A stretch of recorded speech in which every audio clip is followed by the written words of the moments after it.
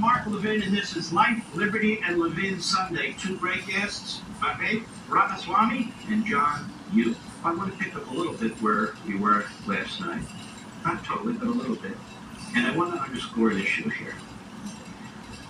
The same media that helped force Joe Biden on us is now leading the way to remove Biden and get a different nominee. If this doesn't demonstrate once and for all that the media and the Democrat Party are one and the same, and in fact the media lead the Democrat Party in many respects, then nothing will. Then nothing will. This is a battle now between the media and Democrat Party activists.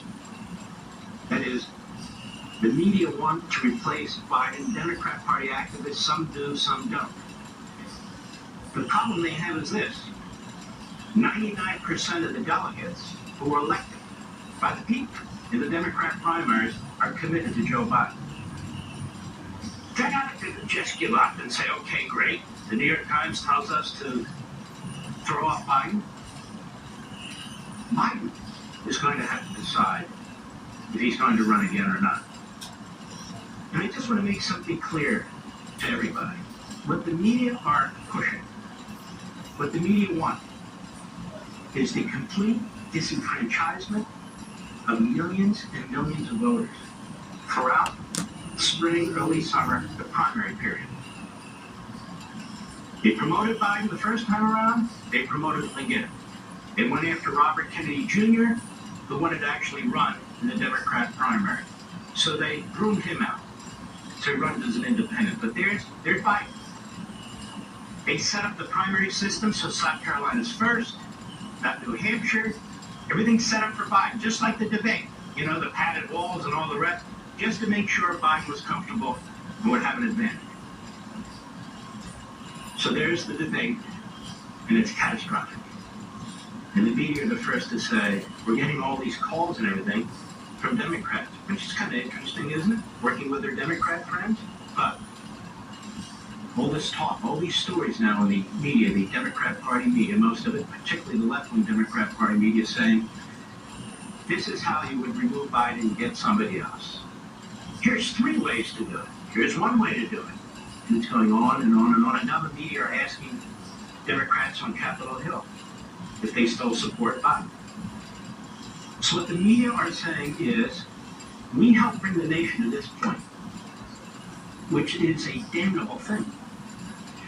We helped bring the nation to the point where one of the candidates for the biggest party in America is not fit for office. We lied, we covered up, we censored, we provided propaganda, we told you videos weren't videos, shuffling wasn't shuffling. We came out on our own and talked about how brilliant Joe Biden is, sharp as a tack. But then the American people saw the whole thing and it collapsed. And so the media are the first to say, now we need to groom him out. We need to disenfranchise tens of millions of voters who voted for delegates to vote for Joe Biden at the convention to be the presidential nominee of the Democrat Party.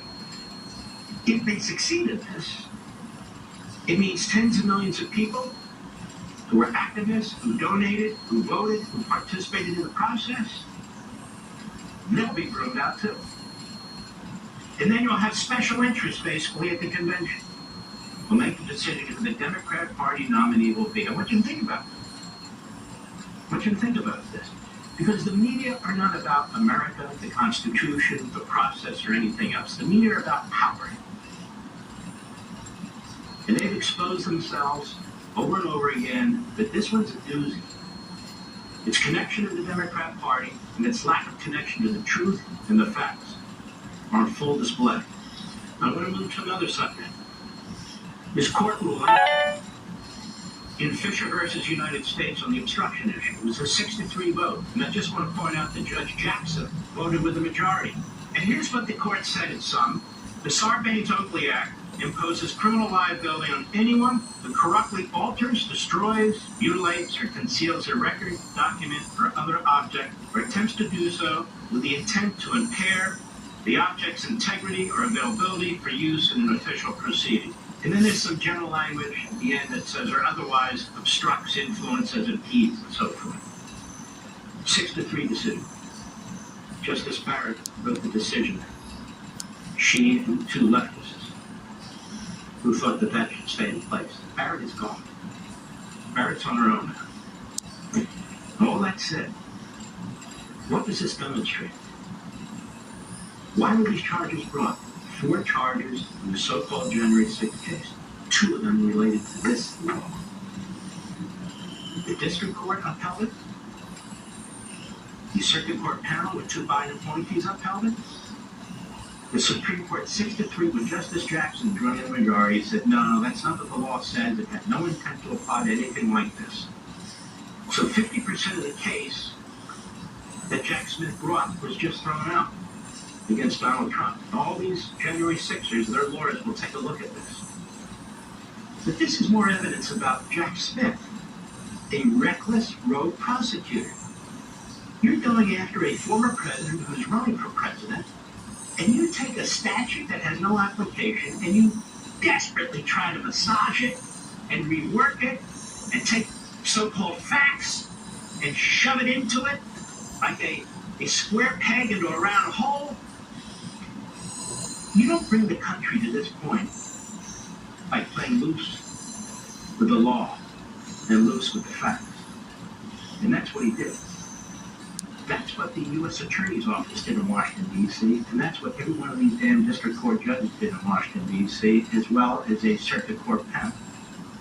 They didn't care. This is a very simple law. It's black and white. It's quite understandable. But they didn't have anything to hang their hat on. Boy, they wanted to hang somebody. But let's go on here. So that leaves 2 charges left against Donald Trump in the so-called January 6th case by the rogue prosecutor, by the unconstitutional prosecutor, was appointed in violation of the Appointments Clause of the Constitution. Count 1 is 18 U.S.C. Section 371. What is that? If 2 or more persons conspire either to commit any offense against the United States or to defraud the United States or any agency thereof, in any manner or for any purpose, and 1 or more of such persons do any act to affect the object of the conspiracy, each shall be fined under this title or imprisoned not more than 5 years or both. This is a statute that is written and deals with federal contracting. It has nothing to do with January 6th. And yet, there's Jack Smith, loads it up with facts about, Donald Trump worked with Arizona, and he worked with Michigan, and he spoke to the people in Georgia, and we had the fake electors. It has nothing to do with this. 0. So that's one of the remaining of the 2 charges, but what Jack Smith is hoping is he gets a break of the Alvin Bragg, Judge Merchan type, because they know that the jury will be anti-Trump. It doesn't matter what happens, doesn't matter what's said.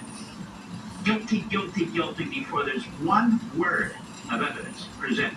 So 18 U.S. Code 371, one of the 2 remaining criminal statutes, is a contractor statute. It has nothing to do with what took place on January 6th.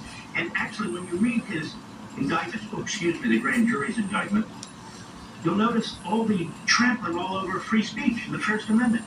But Jack doesn't care. Jack's 100. Then we have another section. The other law that's left is 18 U.S.C. Section 241, what I've been calling the Ku Klux Klan Act of 1871. Well, what is that about?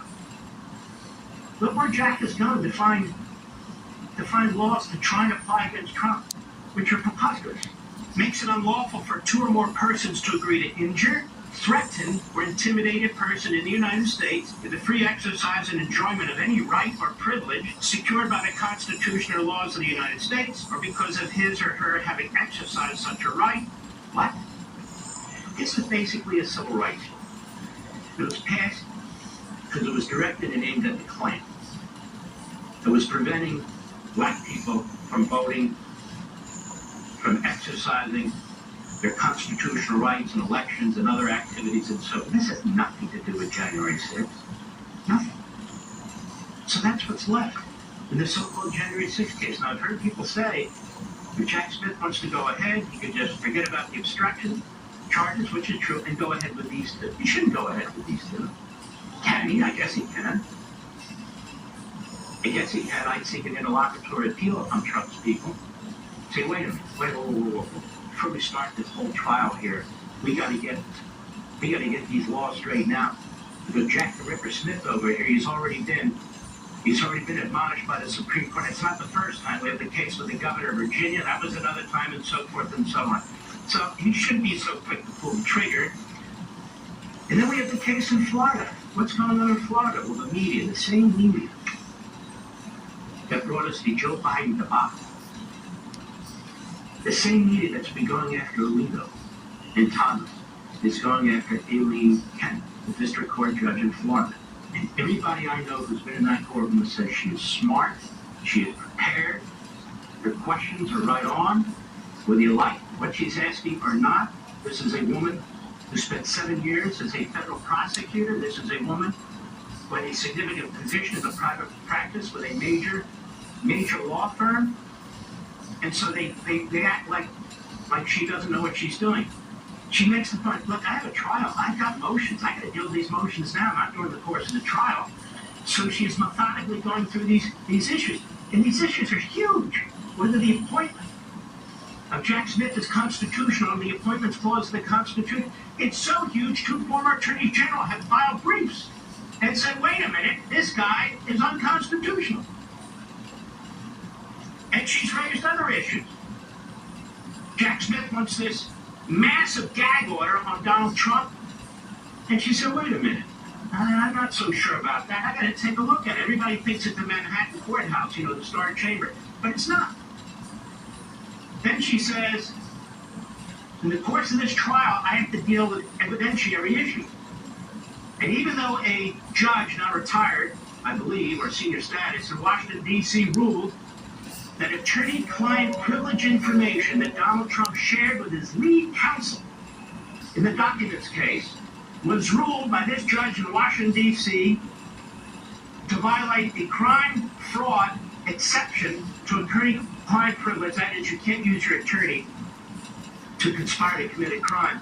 I need to review that because I can't act based on what another trial lawyer said in another jurisdiction. And I might add as a footnote, a jurisdiction that the case should never have been brought in, but Jack the Ripper Smith brought it there anyway because he knew he needed that grand jury in Washington, D.C. So she says, wait a minute, I got to look at that too. So, of course, the same New York Times that was pushing the Biden nomination, attacking anybody who challenged his lack of sense, now is trying to push him out, is constantly attacking this Judge Cannon, as are the same media, MSNBC and CNN, that have been lying and lying and lying to you for years about Joe Biden. This is a stand-up judge. I may not always agree with her, but these judges, serious judges, are starting to look at these things. The appellate court in Georgia said, wait a minute, Fannie Willis, wait a minute. We need to take a look at your conflict of interest. The Supreme Court said, wait a minute. This obstruction statute, Jack, has nothing to do with your application. The judge in Florida said, wait a minute. I don't even know if your appointment is constitutional. Plus, on top of that, you're making extraordinary demands. This is what judges are supposed to do. Now, this coming week, the Supreme Court will issue its immunity decision. I was here in front of you. I said this is a big deal. Most people dismissed it. Oh, come on, immunity, that's way out of line. That's not going to happen. It's a big issue, isn't it? It's turning out to be a big issue, isn't it? They were wrong. The documents case, how many people came in front of you and said, that's an open and shut case. That's a book. No, it's not. There are motions, there are issues on the table before you get to the issue of the taking of a document. And we talked about that on this show, too. They were wrong about that, too. And so you need to pursue the avenues that are available to you to challenge what is taking place on constitutional grounds and other grounds. That's why I've urged President Trump's lawyers, not directly through this category, to take a look at the all writs statute or the common law and to really beat it back to the Supreme Court, whether they take it or not. which is what's taken place in New York. What's taken place in New York is a violation of the 5th, 6th, 8th, 14th Amendments, a violation of federal jurisdiction, and an abuse and misuse of federal election law. This one man's opinion is that we here happen to be, let me put it this way, with the Philadelphia Phillies of lawyers right now. Aren't they the best average in baseball? Do you think they do? I'll be right back.